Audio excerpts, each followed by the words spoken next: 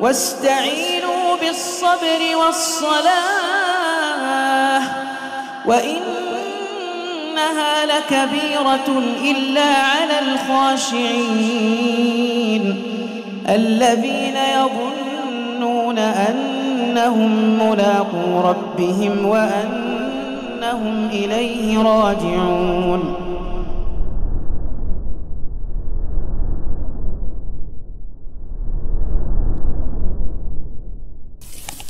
Bismillahirrahmanirrahim. Assalamualaikum warahmatullahi wabarakatuh.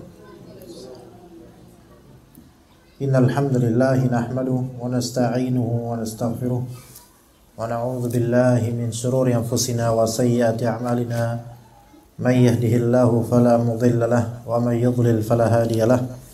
Asyhadu an la ilaha illallah wahdahu la syarika lahu wa asyhadu anna Muhammadan 'abduhu wa rasuluhu la nabiyya ba'dahu.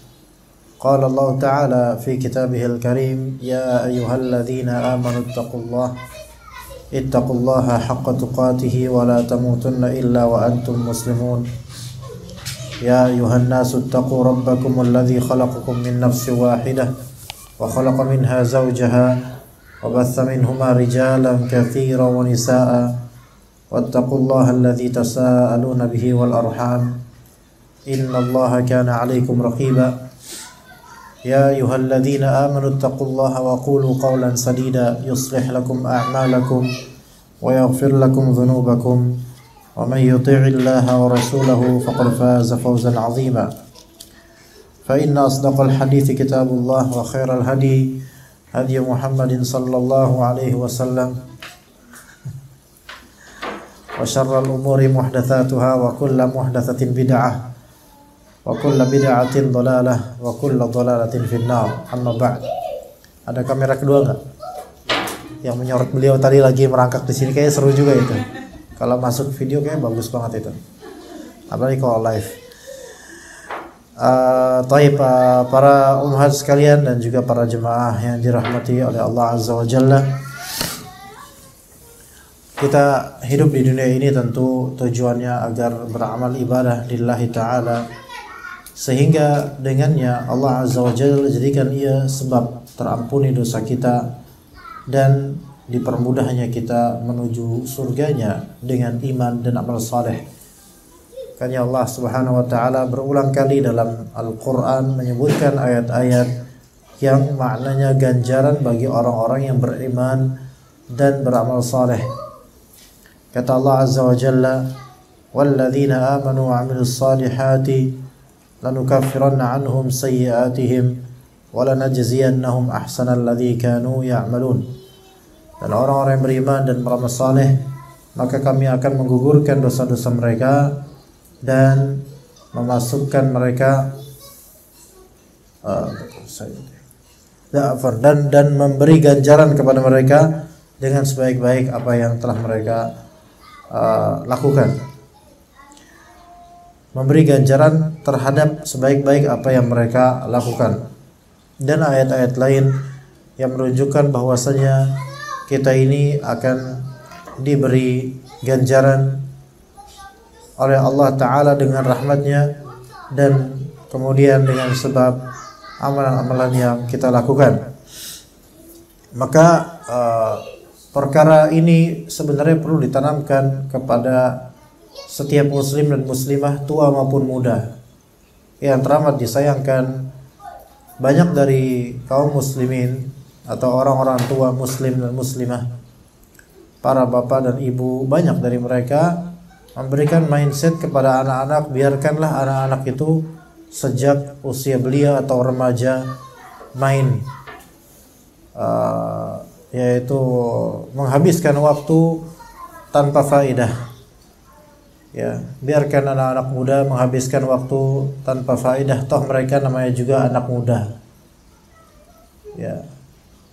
Ya mungkin untuk sekali-kali itu wajar, tetapi ketika kita melihat remaja-remaja putra-putri kita itu lebih atau sangat banyak porsinya untuk bermain-main, jalan bareng, bergaul dengan anak-anak yang menghabiskan waktu tidak untuk akhirat, maka harus bersiap-siap nanti ke depannya itu akan lebih sulit kemungkinan besar.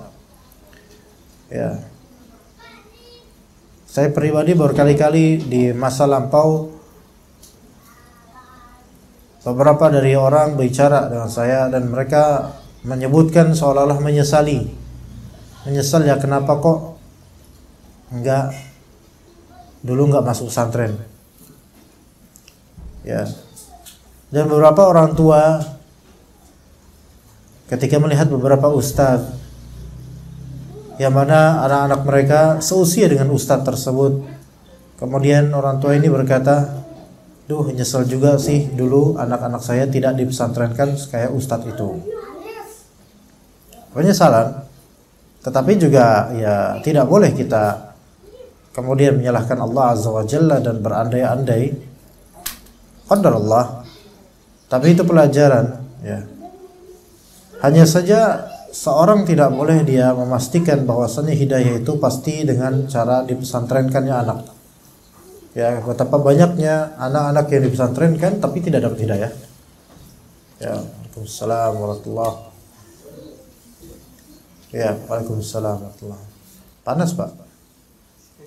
Boleh mungkin ditutup aja, mungkin putar ditutup atau kasihan Pak, nanti kalau udah kering ditambah panas tambah kering.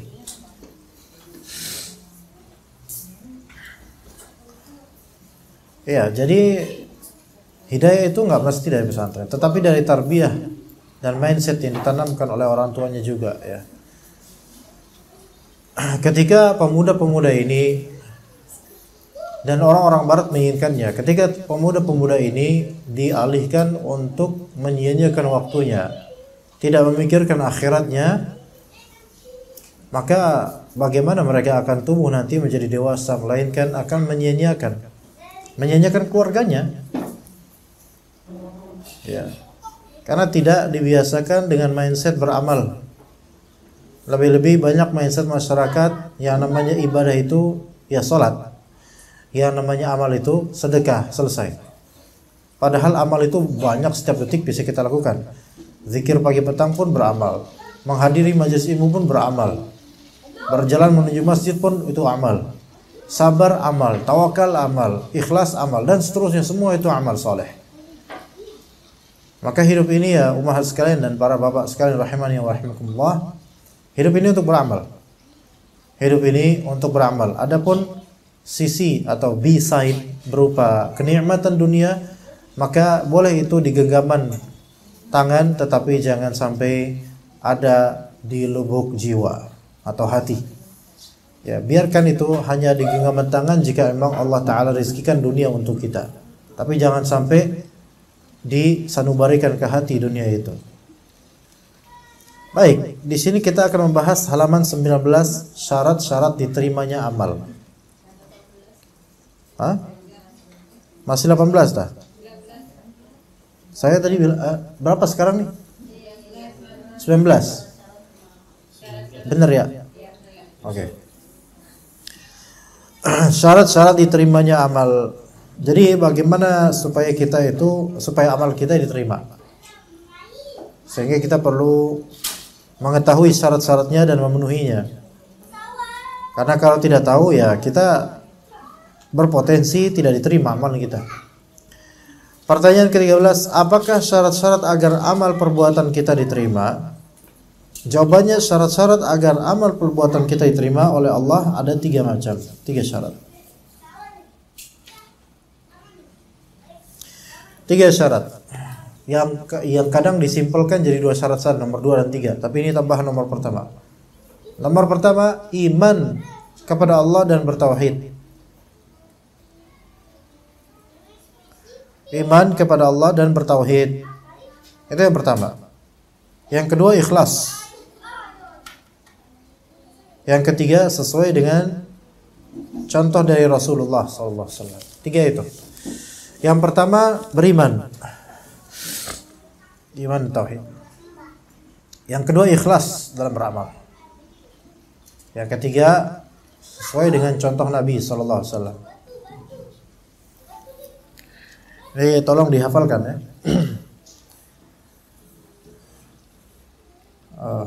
Yang pertama apa? Iman. Berarti dia tuh mukmin, muslim gitu loh. Maka kalau misalnya ada orang kafir beramal dan dia ikhlas lillahi ta'ala misalnya, dan amalan tersebut sesuai dengan sunnah Nabi, tapi karena dia itu kafir, belum masuk Islam, maka dia tidak diterima amalannya. Taib iman kepada Allah dan bertauhid kepada Allah. Allah berfirman, innal ladzina amanu wa 'amilus solihati kanat lahum jannatul firdausi nuzula. Sesungguhnya orang-orang beriman dan beramal saleh, bagi mereka adalah surga Firdaus menjadi tempat tinggal mereka. Nuzul itu bisa maknanya tempat tinggal atau bisa juga namanya tempat singgah. Ya, nuzul bisa maknanya tempat tinggal, bisa juga namanya tempat singgah. Baik. Di sini ada syahidnya, innal ladzina amanu wa 'amilus shalihat. Syarat pertama iman. Karena orang yang tidak beriman, dia tidak akan mendapatkan ganjaran apapun dari amalannya meskipun tulus. Ada orang kafir, Chinese bahkan, rajin ngasih menu iftar. Bukan ngasih tulisan menu, bukan, tapi ngasih makanan buat iftar orang-orang berpuasa di kalangan kaum muslimin. Masya Allah. Bahkan ada orang kafir Chinese mewakafkan masjid. Kita belum mampu. Kita baru mampu ngisi pengajian di masjid, atau sholat di masjid, atau membersihkan masjid. Tapi ini mewakafkan masjid, bayangkan. Sah atau tidaknya itu khilaf di antara ulama. Tetapi di sini ibrahnya lihat, orang-orang kafir ada yang beramal. Dan mereka itu tidak riya dalam amalannya. Mereka tulus minta kepada Tuhan supaya menerima amalan mereka. Dan itu besar, amalan besar secara zahir. Tapi pertanyaannya, apakah diterima oleh Allah? Tidak. Kasihan makanya kalau saya mendengar beberapa orang kafir, tetapi baik banget gitu loh untuk orang-orang muslim, sampai bikin masjid, buat iftar, kasih anak yatim dari kalangan fuqara muslimin. Masya Allah. Sesuatu yang tidak kita mampu. Tetapi karena mereka kafir, maka amal mereka tidak terima. Kecuali kalau nanti mereka masuk Islam, maka ada posibilitas amalan-amalan lampaunya yang ikhlas untuk Allah, atau yang mereka bilang untuk Tuhan, tunggal Tuhan, satu tunggal Tuhan, maka insya Allah itu akan Allah Ta'ala balikan ganjarannya, insya Allah. Tetapi kalau memang amalan tersebut ditujukan untuk Allah ya, karena ya bisa jadi seorang kafir dia beramal memang menginginkan keselamatan akhirat, itu mungkin loh, ada yang seperti itu. Walaupun konsep mereka kacau, tapi ada. Nah itu kalau masuk Islam, amalan seperti itu insya Allah akan balik nanti pahalanya.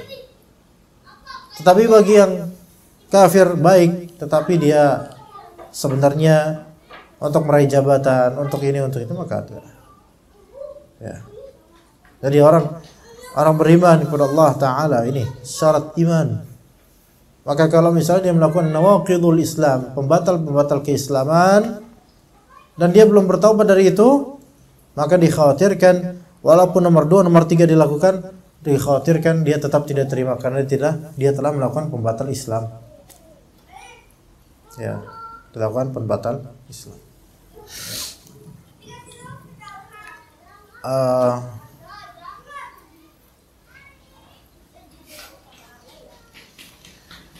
Kenapa diam, Pak? Lah, kok diam? Nungguin anak? Oh gitu. Ada grup WhatsApp. Grup WhatsApp random. Ya. Maksudnya ini grup WhatsApp everyone can enter gitu. Semua orang bisa masuk, nggak masalah. Grup WhatsApp yang biasa cuma link doang, langsung masuk kita, langsung jadi member. Nah di grup WhatsApp itu tersebut bercampur aduk dari makhluk-makhluk hidup. Semua ada di situ. Silakan share berita ini, dari semua bidang ada semua di situ. Suatu ketika, secara berulang-ulang ada salah satu member dari grup WhatsApp tersebut yang secara terang-terangan menghina Islam dan menghina Nabi SAW dengan bahasa-bahasa yang sangat-sangat buruk dan sangat menghina. Ya.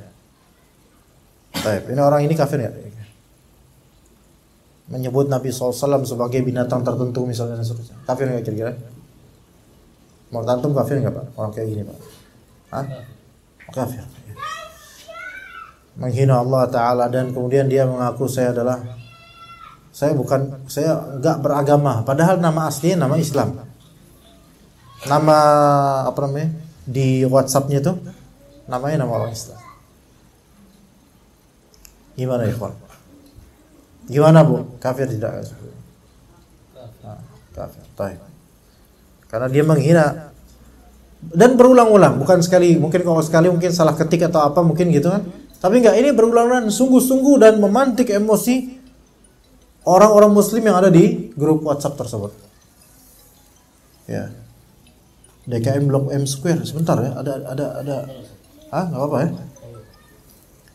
Assalamualaikum. Ya. Gimana Mas Bro? Alhamdulillah bekhair. Ada apa?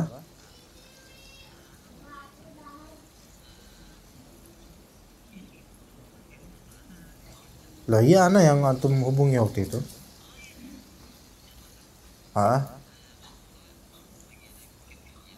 Basura City. Iya, ana tahu Basura City. Basura yang apartemen. Iya, apartemen Basura, ana tahu.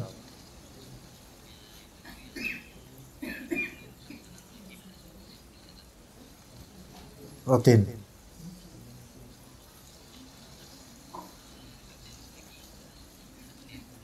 Ngapain itu? Kajian.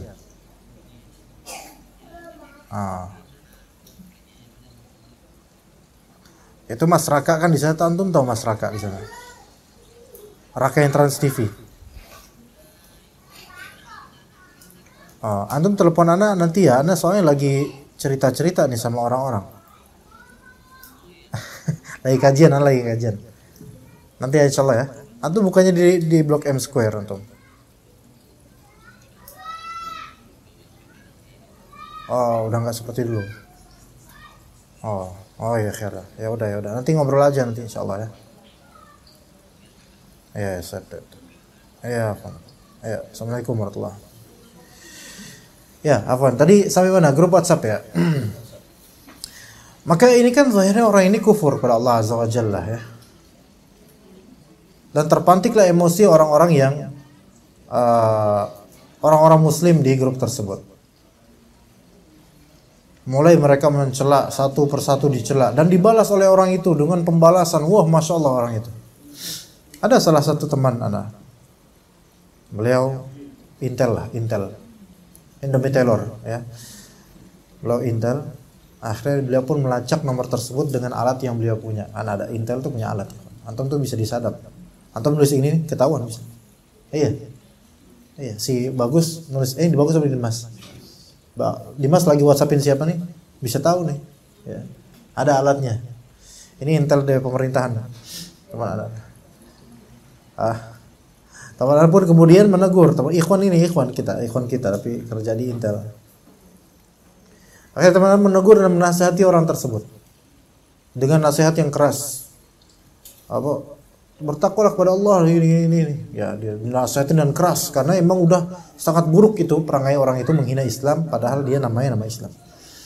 Maka orang itu pun kemudian juga membalas dan dengan keras juga dan bahkan membalas dengan apa? Kalau kamu kenal siapa saya, kamu berani macam-macam sama saya, orang itu, kamu bakal nangis darah kamu. Itu ngomong. Teman anak ini Intel salah satu pemerintahan lah. Maka kemudian dilacak sama teman anak ini nomor siapa? Dilacak. Ini bisa ngelacak loh orang ini, bisa Intel itu bisa ngelacak.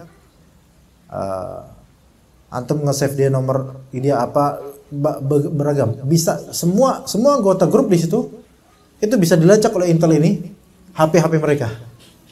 Dan ini happening ternyata terjadi. Ya, dilacak. Semuanya nomor data nomor HP dari masing-masing yang antum save, nama-namanya itu bisa ketahuan oleh beliau.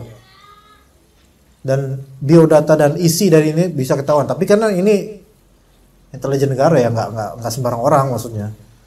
Ya orang kayak kita mah nggak bisa karena nggak punya alatnya. Nah, dan nggak punya ilmunya.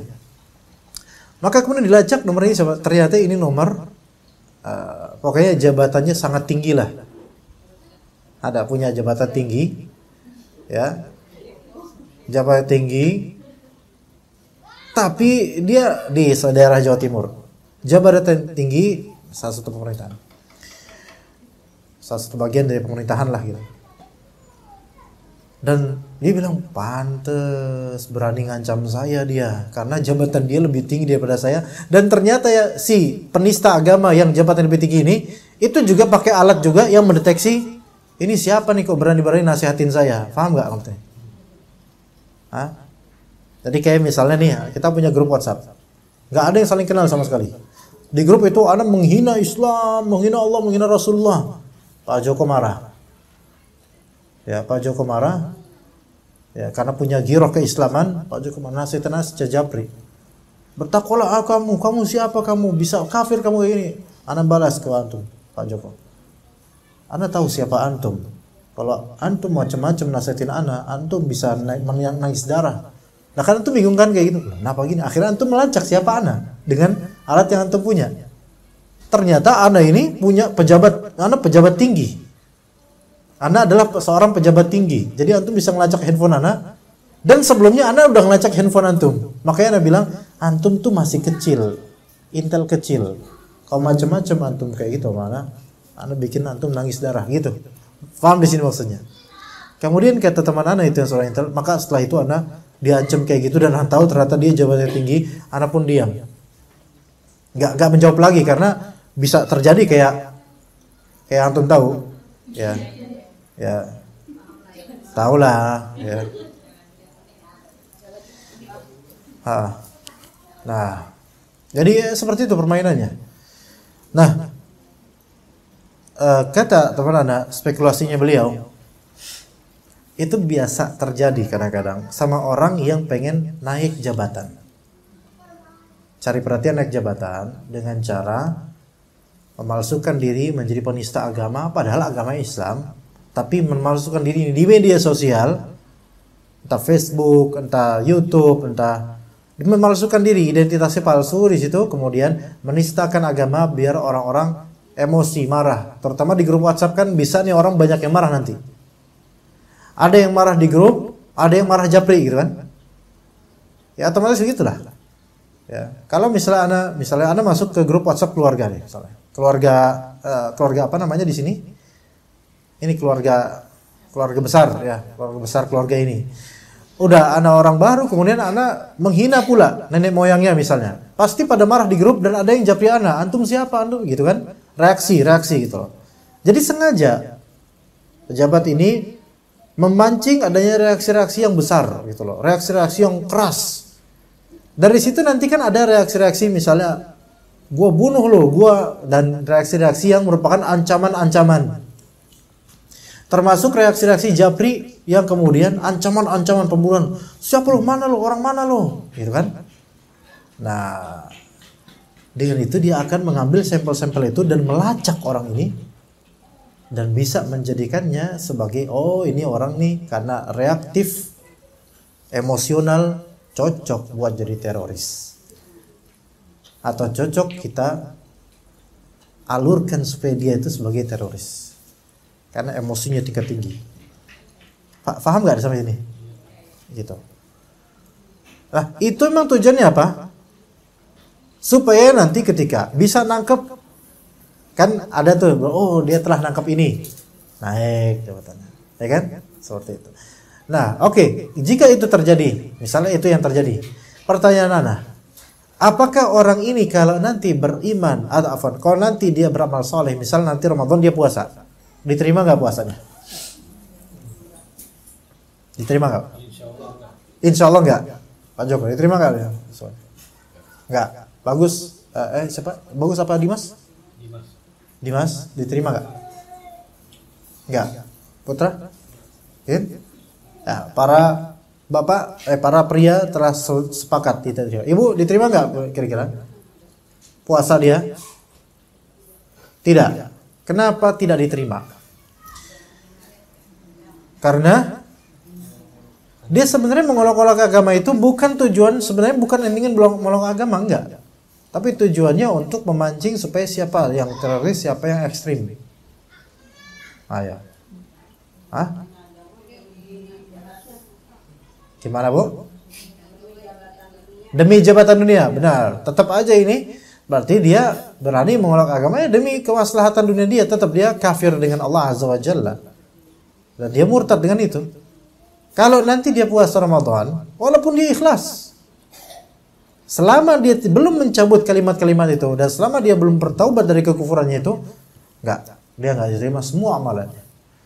Itulah jemaah sekalian, kadangkala dunia dan sudah menjabat sesuatu, kalap orang itu udah gelap mata dia.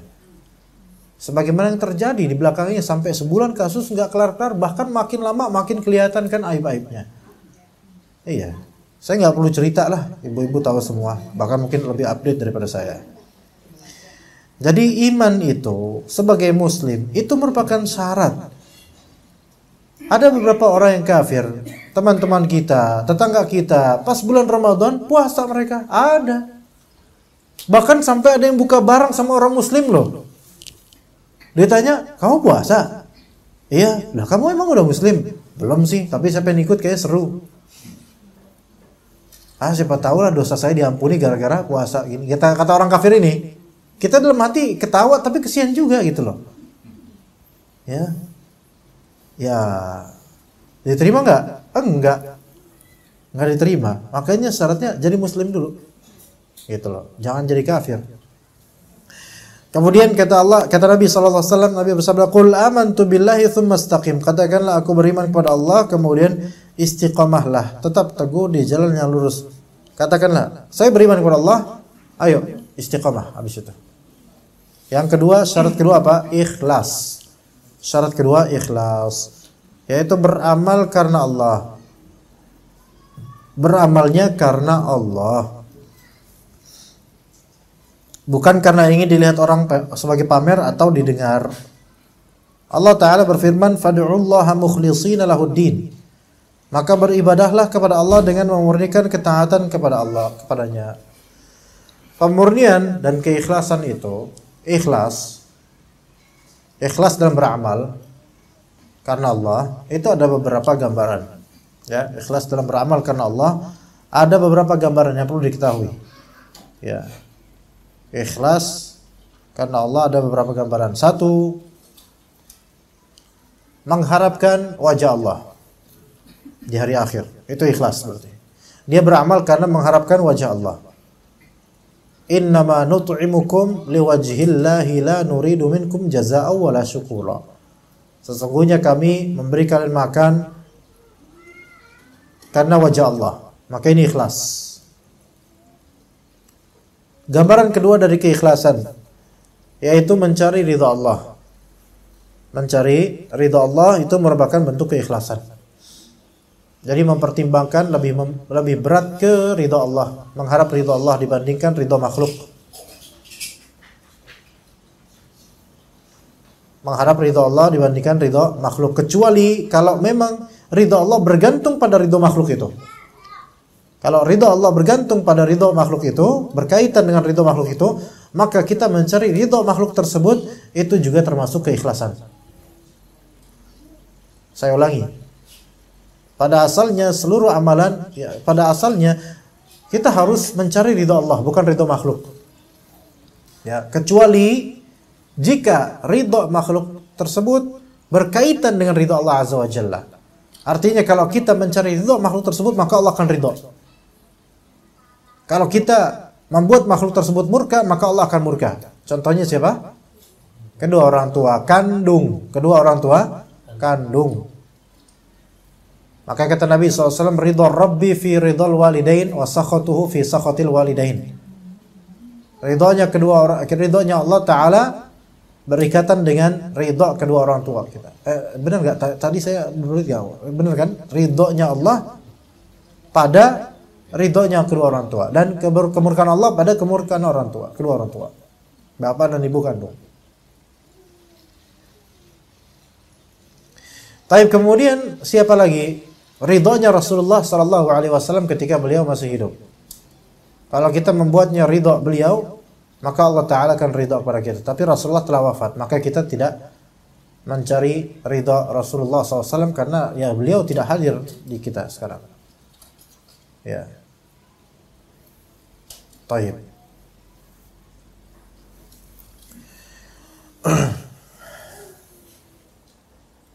Kemudian ridhonya para wali Allah.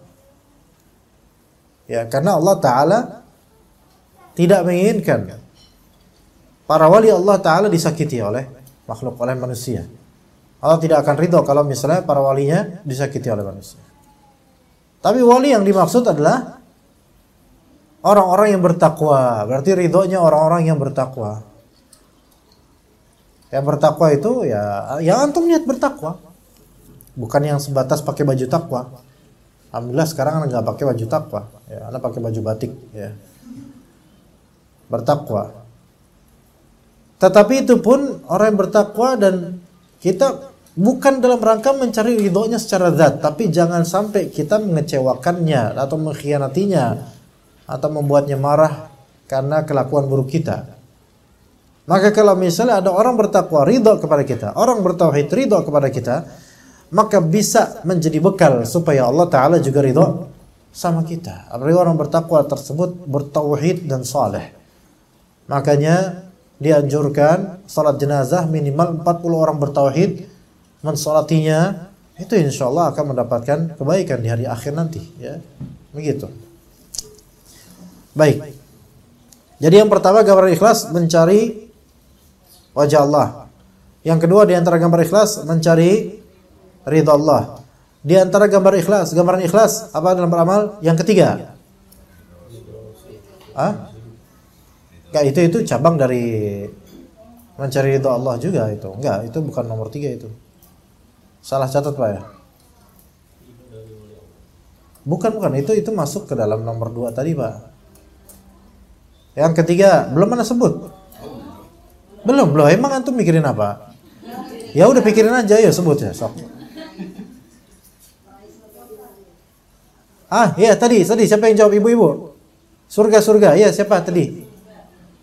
Ibu siapa? Dengan siapa di mana? Ibu Joko. Ibu Joko siapa Ibu Joko? Oh, ya Ibu Joko. Ya, karena bisa menjawab boleh pulang sekarang, fadhal. Mencari surga mengharapkan surga Allah dengan segala kenikmatannya.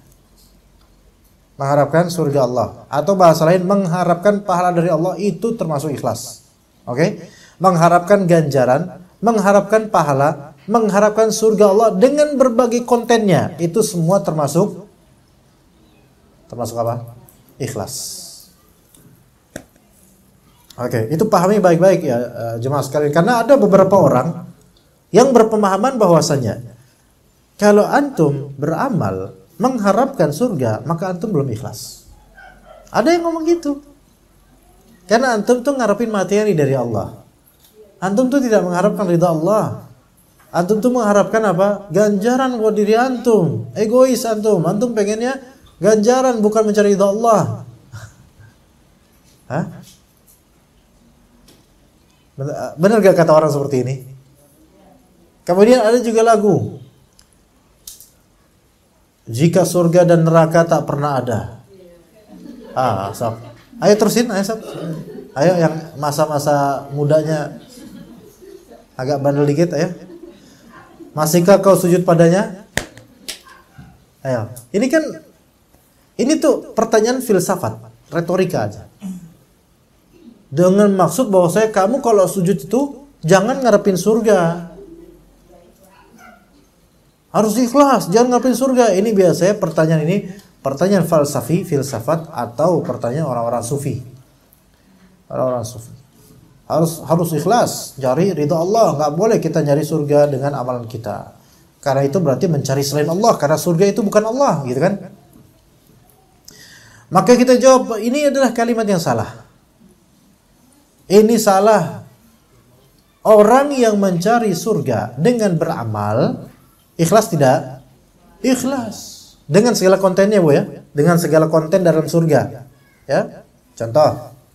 Kata Nabi SAW, ana za'imun bi baitin fi rabadil jannah ana za'imun fi baitin min rabadil jannati liman tarakal mira'a walau kana muhiqqa.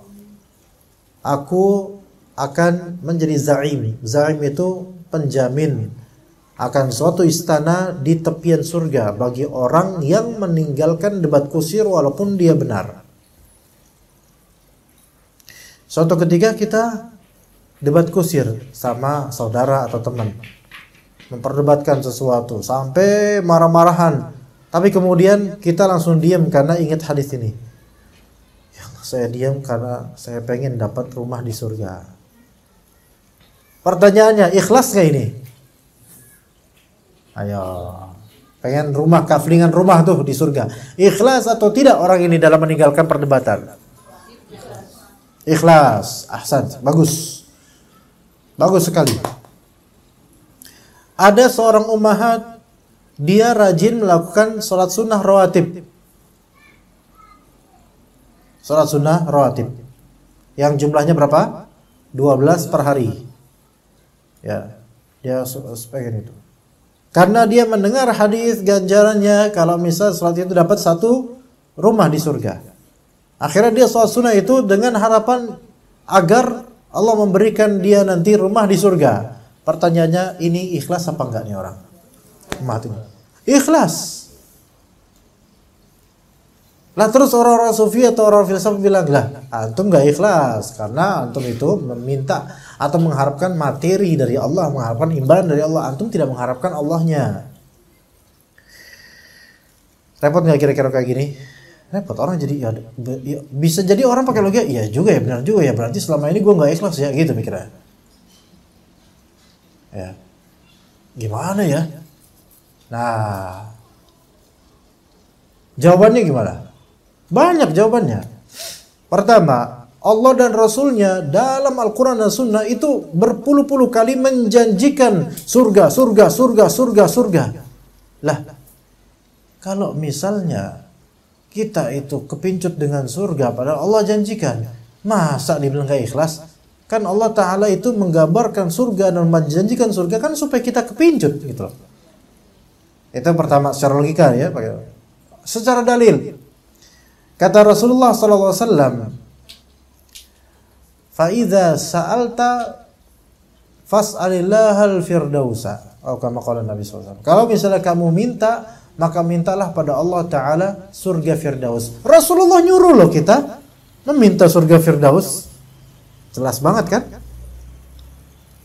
Jadi kalau kita minta, ya Allah masukkanlah saya ke surga, ya Allah berikanlah saya kebaikan di surga, itu termasuk ikhlas. Itu dalil kedua. Dalil ketiga, sebagaimana sebutan para nabi itu mereka tuh ikhlas. Nih, saya kasih contoh.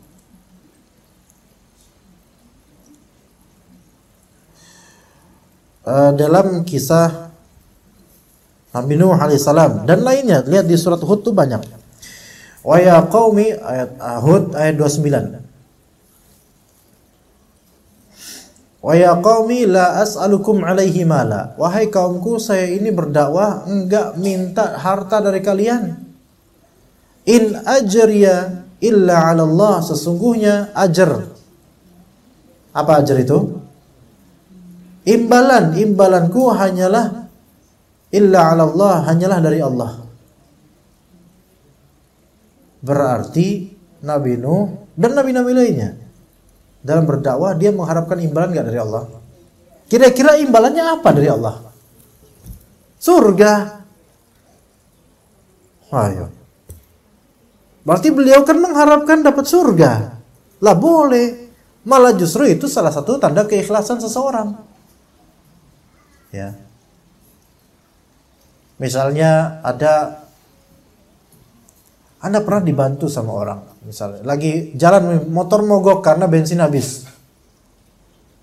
Kemudian kita neteng, apa namanya? Motor ditenteng kok. Motor diapain sih kalau misalnya jalan kita giniin? Didorong. Ditenteng tuh gimana ditenteng? Oh iya. Ya lupa ya. Biasa belanja online jadi lupa ya. Ditenteng, didorong.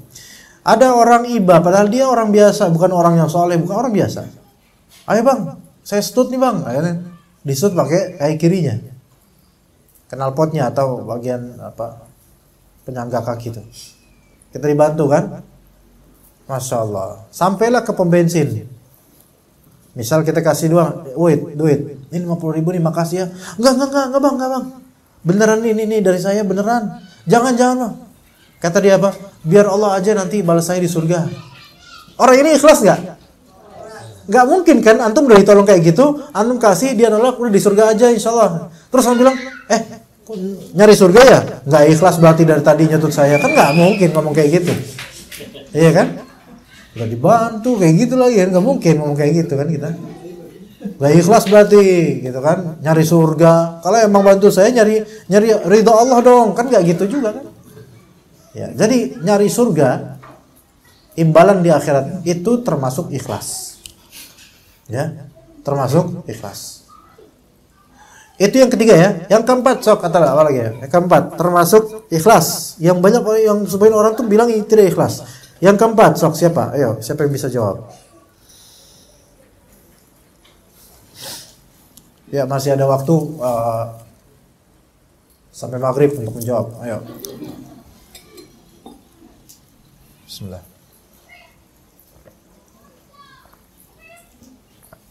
Mencari wajah Allah sudah. Mencari ridha Allah sudah. Mengharapkan ganjaran surga dan segala kontennya sudah. Itu ikhlas semua. Yang keempat, terakhir.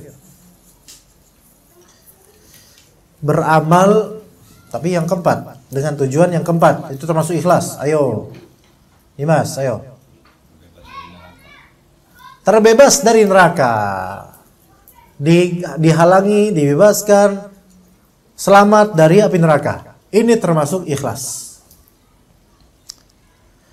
Misal Nabi SAW bersabda,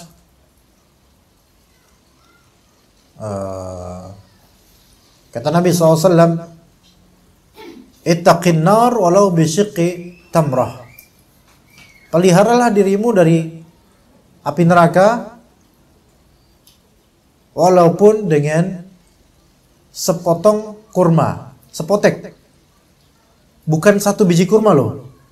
Sedekah sepotek, setengah dari kurma. Syak itu potekan, setengah dari kurma. Sedekah yang sedikit itu bisa berpotensi melindungi kita dari jilatan api neraka. Masya Allah. Nah sekarang, seseorang terinspirasi dari hadis tersebut. Wah, dosa banyak nih, semoga Allah ampuni saya. Saya sedekah 50.000 buat fakir miskin. Semoga Allah Ta'ala melindungi saya dari api neraka. Tapi pertanyaannya, apakah orang ini ikhlas? Bagi sebagian orang sufi, orang ini gak ikhlas. Kenapa? Karena dia itu beramal buat nyari untung sendiri di akhirat. Lah kan yang bahlul siapa sekarang ini? Lah emang kan kita kan beramal supaya selamat kan ya? Orang-orang yang menerapkan kaidah-kaidah seperti ini, jangan beramal karena dirimu, beramal karena Allah. Kemudian jangan beramal karena pengen selamat di neraka. Orang kayak gini tuh nanti dalam kesehariannya juga sebenarnya dia melanggar prinsipnya sendiri. Iya. Dia akan bilang, ya Allah dengan amal ini, ya Allah pelihara saya jangan sampai saya masuk neraka. Ya, ngomong gitu juga dia. Ya. Nah, jadi boleh kita mengharapkan agar Allah menyelamatkan kita dari api neraka. Contohnya, orang taubat. Coba, orang taubat itu apa? Taubat itu beramal gak? Taubat itu amalan soleh. Tapi tujuannya apa? Biasanya orang taubat itu tujuannya apa ya? Taubat nasuha ya. Tujuannya apa? Supaya nggak masuk neraka, ya nggak? Ada nggak orang taubat supaya apa? Nggak apa-apa, saya masuk neraka nggak apa-apa, yang penting saya taubat. Nggak ada kayak gitu. Lah terus saya ngapain taubat?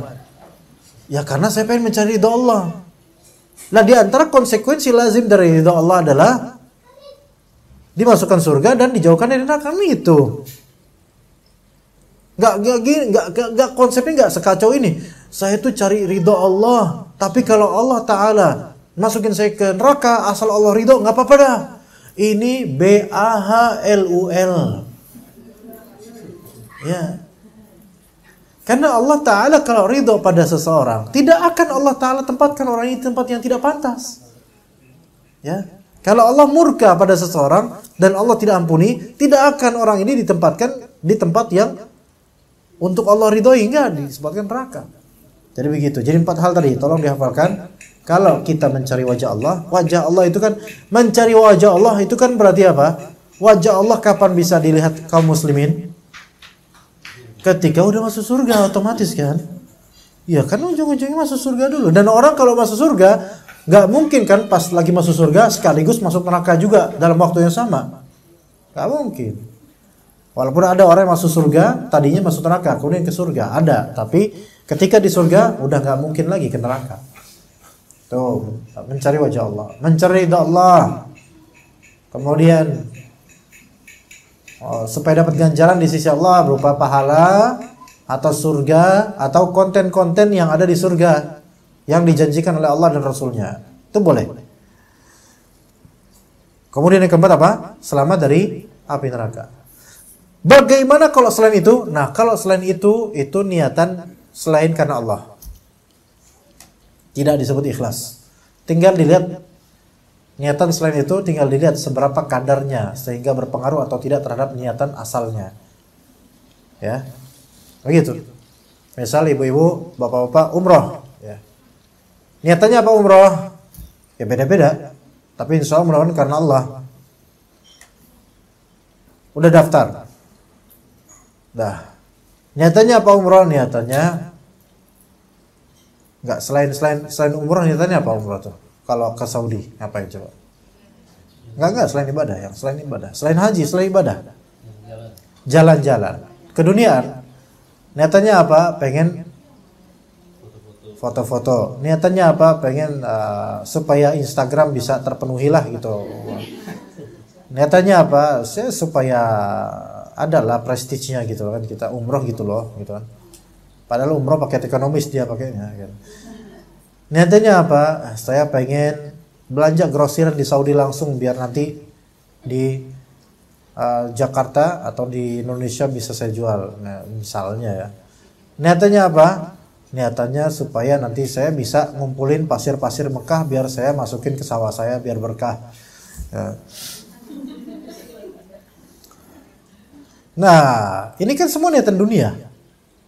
Ketika dia berangkat ke Jeddah atau kemana, ke Riyadh atau kemana, pokoknya kemana dia turun itu kan niatan duniawi yang ada pada dia. Dia nggak mencari ridha Allah. Baik.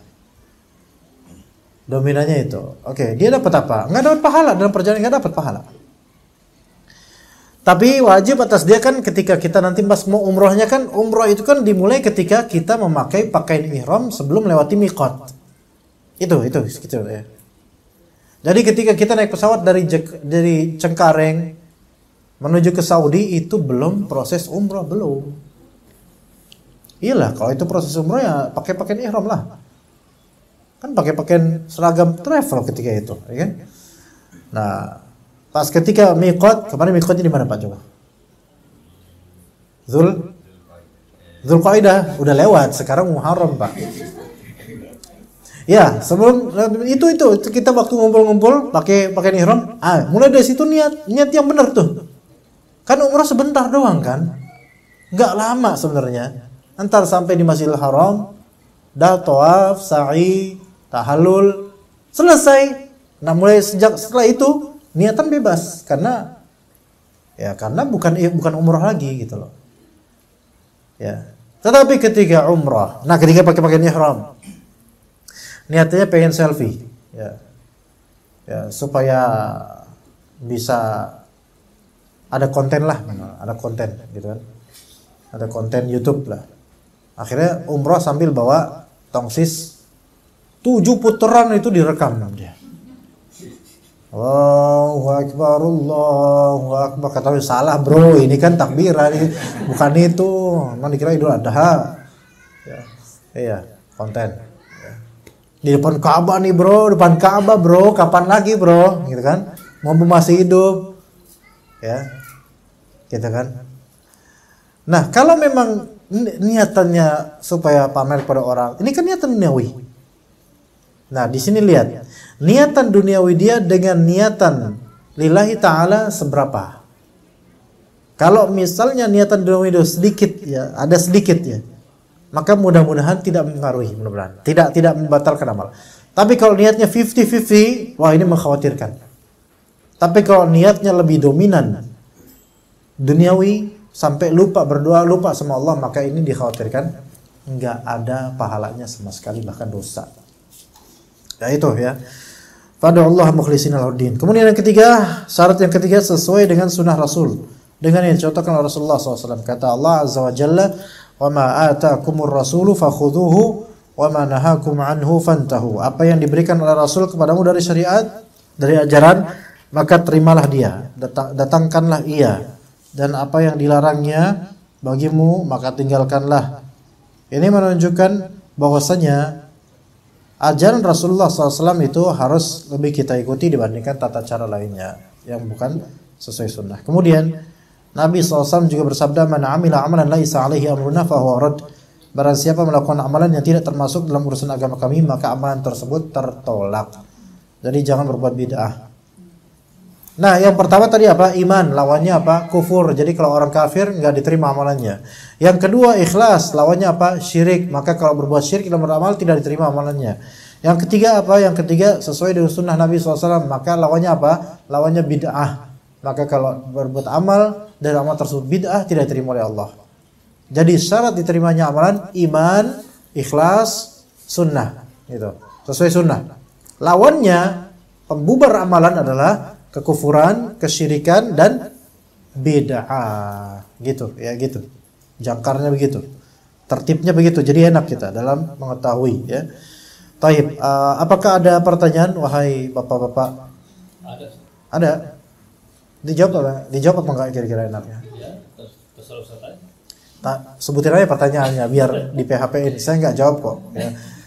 Coba. Assalamualaikum Ustaz. Waalaikumsalam warahmatullahi wabarakatuh. Mengenai ikhlas di dalam berhaji atau berumroh, bagaimana jika berhaji atau berumroh untuk membuat vlog dengan tujuan edukasi? Apakah termasuk juga video blog? Vlog itu video blog, ya. Video blog. Dengan tujuan edukasi. Kalau memang murni tujuan edukasi dengan mengharapkan supaya orang-orang tercerahkan, maka nggak masalah insyaallah. Nggak masalah insyaallah. Tapi harus menjaga keikhlasan, ya. Nggak apa-apa insyaallah. Iya. Iya. Ada lagi? Nah, Ustaz, kalau dari kolom chat baru satu pertanyaan. Ya, yang udah. ada yang mau nanya langsung? Ibu-ibu, Dari mungkin kameramen Anda mau nanya. Senyum aja. Ibu-ibu ada yang mau nanya nggak, Bu?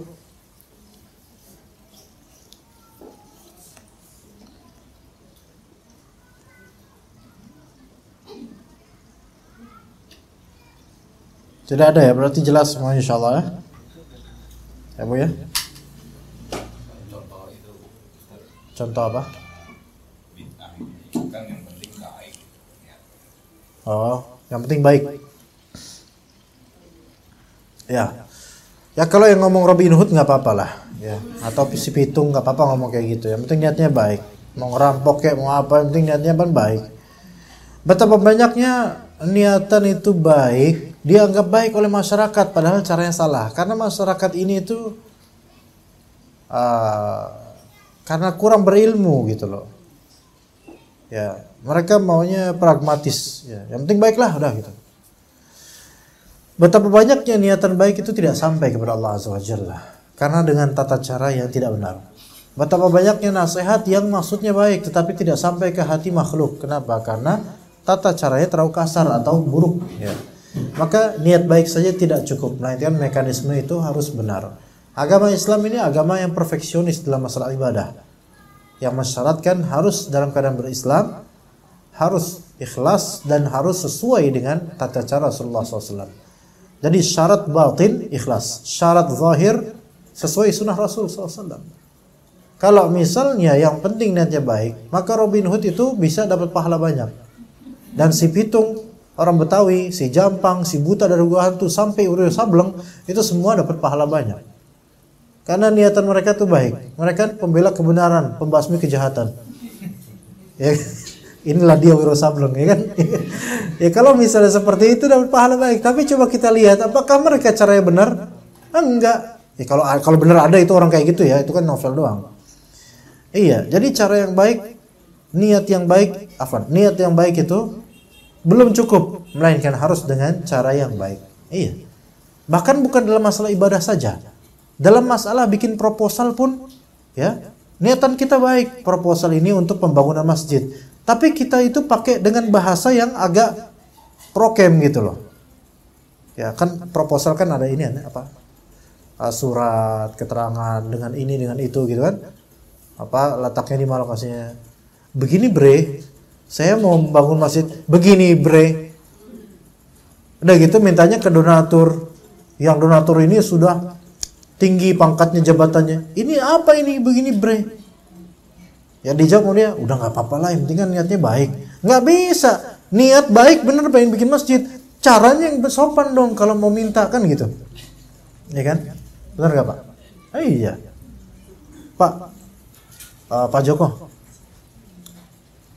saya boleh nggak ke rumah Pak? Silaturahim Pak. Kalau emang Bapak nggak bolehin ya udah. Emang kayak gitu Bapak mah orangnya. Gitu. Gimana kira-kira? Kesel nggak? Belum dijawab udah kayak gitu kan? Kira-kira gimana Pak?